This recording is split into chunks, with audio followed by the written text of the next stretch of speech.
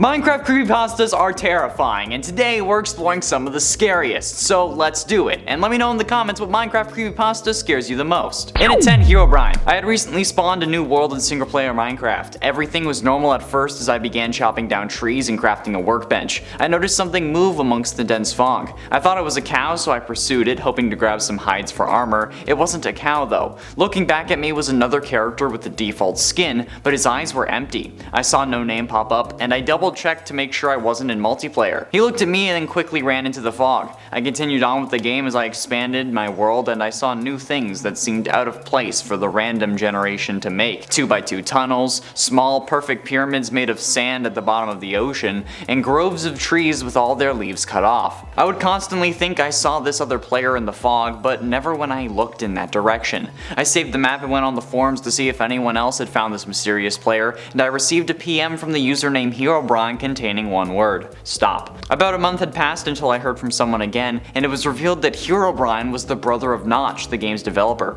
I personally emailed Notch and asked him if he had a brother, and his only response was, "I did, but he's no longer with us." In at 9, Entity 0. Around the time Minecraft Structure was just being created, 2010, in dev, inf dev, alpha, there were talks going on around the small staff of Mojang at the time of including a major enemy in Minecraft, worse than spiders, worse than creepers, something that would truly challenge the player or terrify them. This is where the project codenamed Annihilation came to be. Annihilation itself started off as a few useless zeros in the code of Minecraft's earlier versions, serving as both an Easter egg and for future reference for when the developers would write the code for this entity, and then work on Annihilation began mid-beta, where features really began pumping into the game. The skins for the entity were procedurally generated, much like the Minecraft world, using grays and a few red pixels. The only way the entity could spawn was if exactly 8 zeros were entered as the seed. Annihilation could only spawn at a specific coordinate in this zero world, and Annihilation was mostly left abandoned following the release of the game. But nobody found the bug in the code that allowed Annihilation to merge itself into the main branch of the game's code, granting it control over every single aspect of Minecraft. In at 8, Shadow Dragon. This creepypasta comes to us from the perspective of Brian, who says, "I'm a good Minecrafter. I have good building skills and playing skills,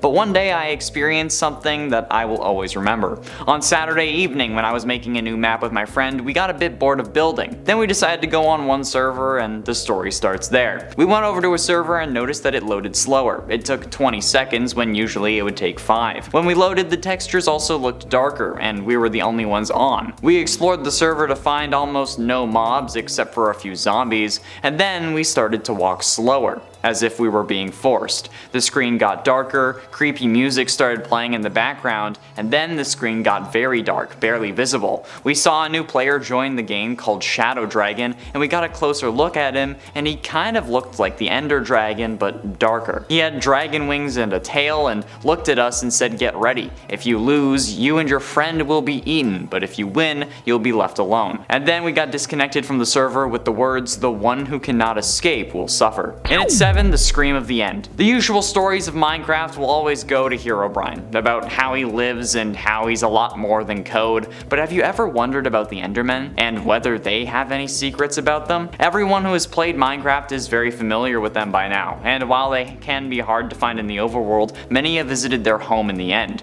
Of course, they aren't hostile unless you look at them or attack them, and for this reason quite a few people consider them friendly and like them. Personally, I've always found them creepy and killed them whenever I could. They are based off Slenderman after all, and well, being as strong as they are, regular players know that if you run into one right after you spawn, you should run for water, and for some reason Notch decided to code them with the fear of water. And whoever thought anything bad could happen with water? Right? It gets worse. You should read the whole thing. In at 6, enderman.exe. One day I was in the Xbox 360 game store. Then I saw a game which called itself enderman.exe. It was orange text with a bunch of endermen on it, and I downloaded it and decided to play it. When it started, there was no Mojang or 4J Studios logo. It was just the intro. The orange text with a bunch of endermen were on top of a screen while happy music was playing. When I pressed start, the text was red and the endermen had blood on them, which stayed for around 1 second. Then the logo said, level 1, the forest. When I was in level 1, my Enderman was in the middle of the forest in daytime, and I needed to find a way to escape. I found a path which led me to the end of the forest, and when I walked there, the song of unhealing music from Ben Drown started to play. The trees had no more leaves, and there were a lot of dead mobs, including Endermen. When I kept walking, the music got louder and creepier. And finally, when I got to the end of the forest, the music stopped, and I saw a ghast. I walked up to this ghast, and when my player walked into him, they started chatting with each other. Then a bloody picture of another ghast appeared. It stayed like that for around a second, and then the screen cut to black, with ghoulish screaming in the background. Halfway through into number 5, Lunar. I haven't touched Minecraft now, I'm too scared to do it. I can't open it, it haunts me. I'm the only one who's encountered it, and here's my story. 2 weeks ago, it was a normal day in Minecraft. Usually I was working on my stone creeper statue in my house's backyard. So far I had finished its head, until I heard some weird running footsteps behind me. I turned around and found nothing.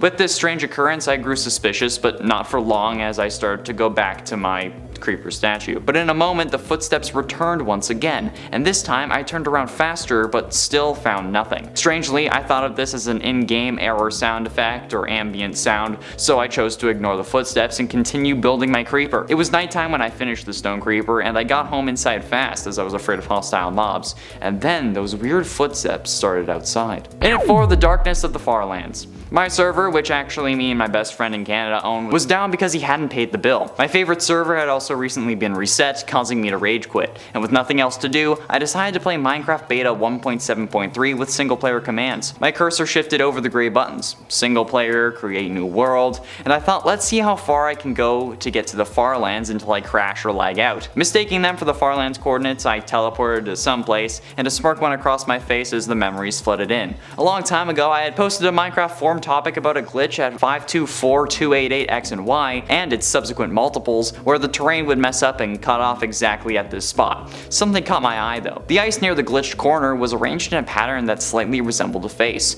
It was a normal glitch, but the face still kinda bothered me. I shrugged it off thinking I was absolutely stupid for that, and then paused the game and searched up the coordinates to the actual Farlands, but that's when things only started to get worse. Getting close to the end in number 3, error, failed to load version. I was so excited for the first part of the Minecraft 1.17 update. The day it came out, I made sure I was home so that I could load it up on my computer. I did that, then started working, letting it install so that I could play it when I was done. When I clocked out and went to my computer, however, it wouldn't load. I kept getting the same error message. Error, failed to load version. I looked it up online and there was nothing about this error message for any of the Minecraft versions, let alone 1.17. I figured it was just a mistake, so I tried again, and nothing.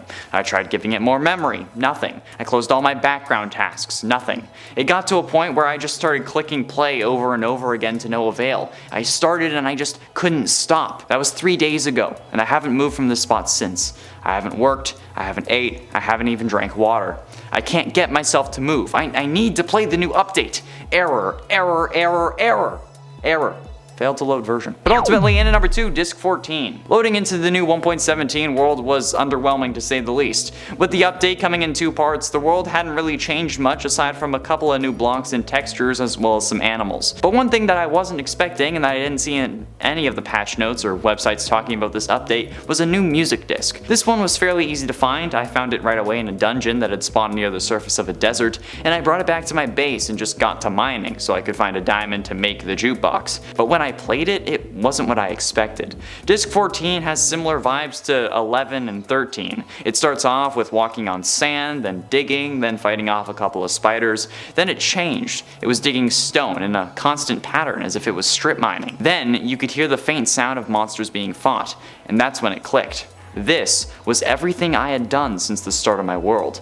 This tape, it was recording me, at least until the end of the disc came, and the player death sound played. And finally, in at number 1, Skulk. When the Wild update first released, I made it a goal to find Skulk. It took ages and many pickaxes, but at around 2 in the morning, I finally stumbled upon a Skulk cave, and there were no mobs to be seen. I guess only wardens are able to spawn in these Skulk-infested blocks. I walked into the cave, and just as I step inside, my night vision potion wears off. I checked my inventory, and that was my last one. My ender chest was also empty, so I continued viewed inside, hardly being able to see. But out of the corner of my eye, I see what looks like glowing white eyes blink. At first, I thought it was an Enderman, but when I looked at where the eyes were, they just disappeared, instead of getting mad and attacking. I take a step closer and my character ends up freezing, almost as if they're frozen with fear, but I can't move at all. I can open my inventory and my menus, but I can't move an inch. I go into third person to see what's wrong, and my skin is being slowly transformed, as if the skulk was crawling up me. It moves quickly, and soon enough I'm covered in skulk. Then my character starts growing. I go back to first person to see my vision also disappearing, and my screen slowly getting black. I am the world's first warden. But what if you wanted to hear more creepypastas? Well, don't worry, all you gotta do is click the playlist that's about to pop up. Thanks for watching.